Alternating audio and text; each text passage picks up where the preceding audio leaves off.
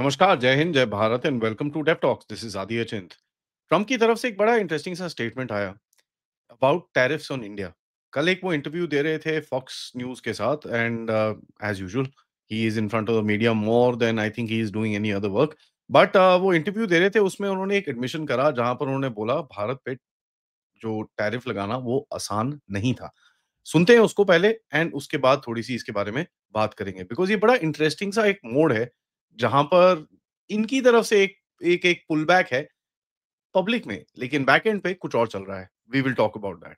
with sanctions to banks and having to do with oil and tariffs also. But I've already done it. I've done a lot. Look, India was their biggest customer.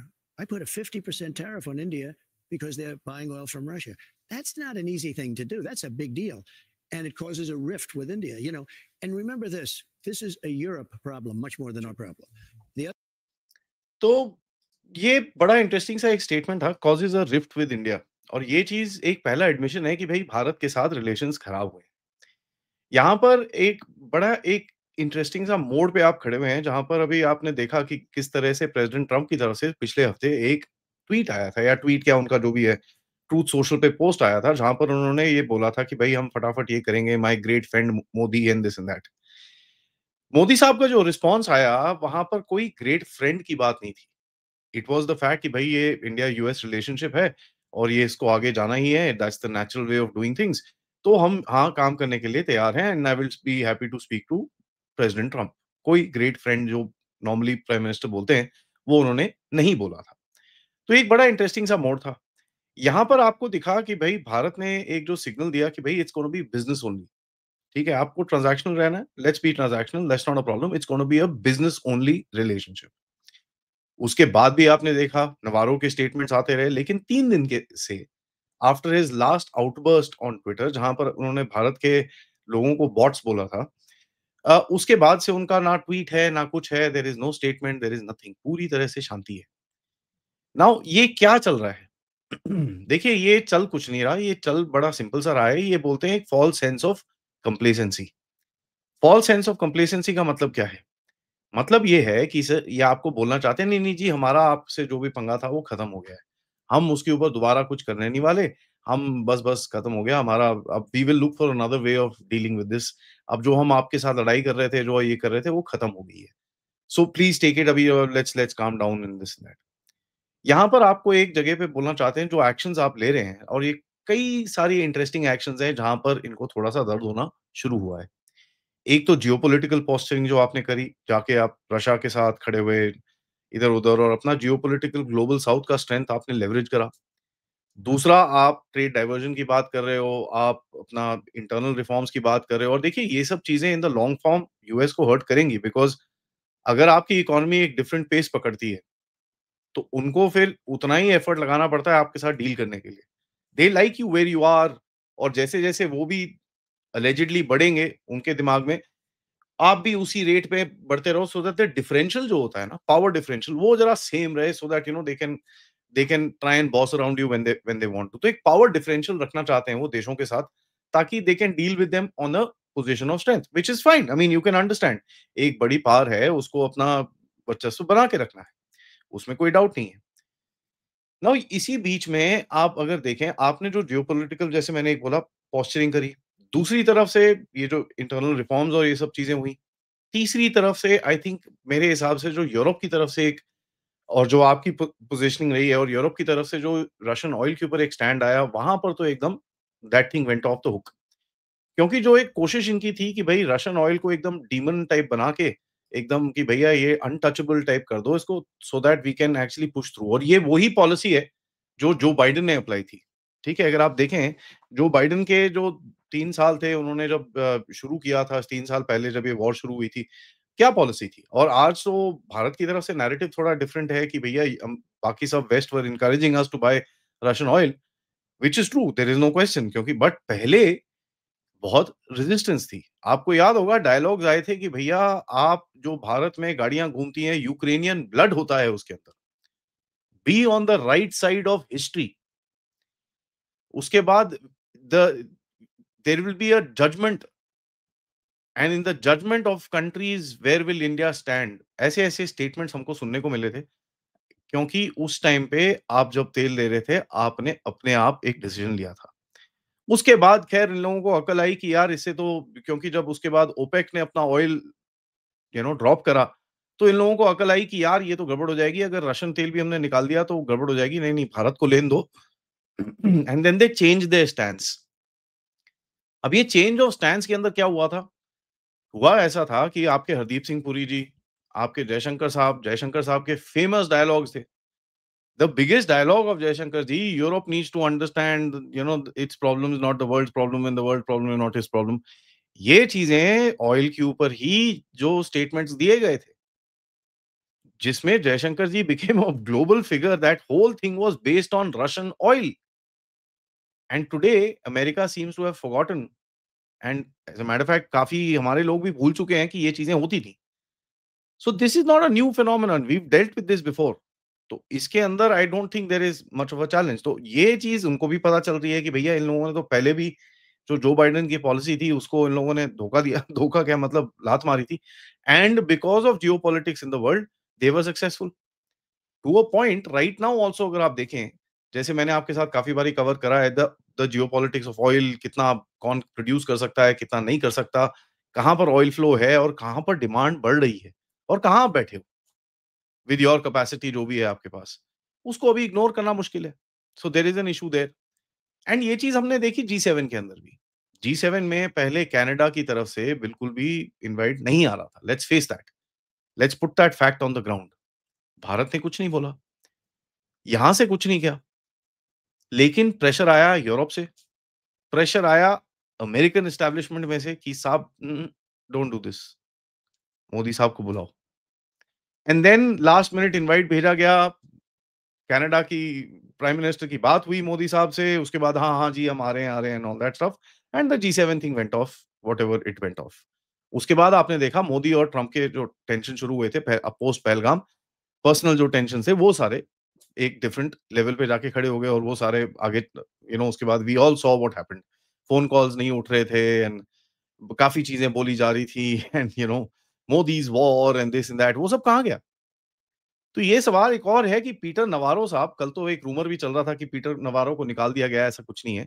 A, but as a matter of fact वो गए कहाँ? From fighting every single Indian, nationalist Indian on Twitter, ठीक है?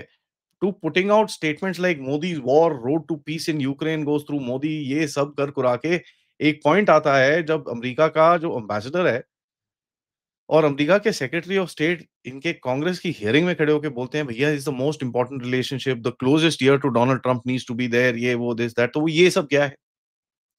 ये होते हैं good cop bad cop routine. ठीक है, ये आपके साथ गेम खेलने की कोशिश कर रहे हैं कि आपको एक, जैसे मैंने पहले बताया, आपको एक फॉल्स सेंस ऑफ कंप्लेसेंसी में डाले। नहीं नहीं यार वो एक ब्लिप था, उसको भूल जाइए, just push it of history, एक वो ऐसी था, एक हा हा हा, एक आपसे इस तरह से कुछ पोजीशन लेने की कोशिश करी करी जाएगी। अरे इतना कुछ नहीं यार, डोंट माइंड इट, ये तो होता है जियोपॉलिटिक्स में, इतना क्या है, दिस दैट। आपके इंटरेस्ट आपके हैं, हमारे इंटरेस्ट हमारे हैं, this that, let's brush over it. लेकिन अगर आप पॉइंट ब्लैंक देखिए, टैरिफ अभी तक हटे नहीं है। सो अगर इंडिया को ये फूल करना चाहते हैं, that's not gonna happen. The first thing you need to do is remove the damn tariffs, which is not happened till now.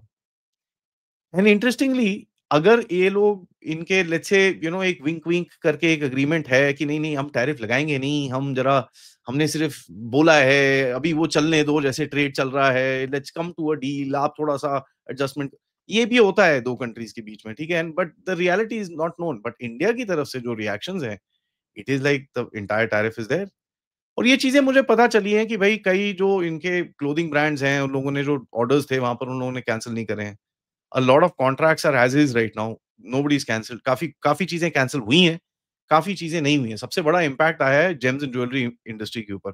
We need to face that fact कि भई भारत में भी इसका इम्पैक्ट आया है। There is no question about it. कई companies are in trouble, but we don't see alarms, we don't see that. हमको ये नहीं दिख रहा है। व्हेयरएज़ अमेरिका के अंदर लाल बत्तियाँ ऑलरेडी जलनी शुरू हो चुकी हैं कि यार इकोनॉमी तो ठीक है भाई, ये जियोपॉलिटिकली अगर ये शिफ्ट हो गया तो हमारी वाट लग जाएगी।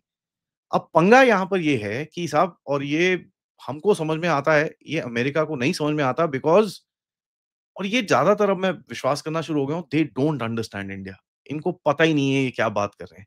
इनके पास चाइनीज़ स्ट्रैटेजिस्ट्स हैं, इनके पास रशियन स्ट्रैटेजिस्ट्स हैं, इनके पास जो इंडियन स्ट्रैटेजिस्ट हैं, जैसे वो जो लॉबिइस्ट बैठी हैं कांटी जी वहाँ पर, दे डोंट अंडरस्टैंड इंडिया।